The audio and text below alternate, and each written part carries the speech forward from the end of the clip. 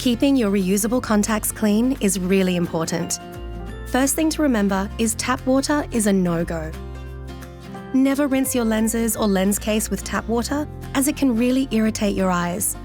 Secondly, before you touch your lenses, make sure you wash and dry your hands properly. Then, to clean your contact lenses, you'll need to use the lens solution that has been recommended by your optometrist. Be sure to follow the instructions on the bottle, as well as this video, especially if you use hydrogen peroxide solution. Once you're ready, put a few drops of solution onto your lens and rub gently from side to side for about 20 seconds.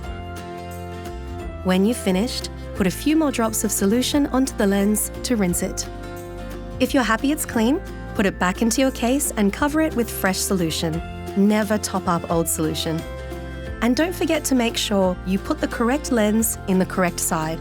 R for your right eye and L for your left. Perfect. You should do this every day and leave them in the solution overnight, otherwise they won't be fully disinfected. If you're storing them for a longer time, remember to change the solution at least once every 3 days. And that's it. You're all done.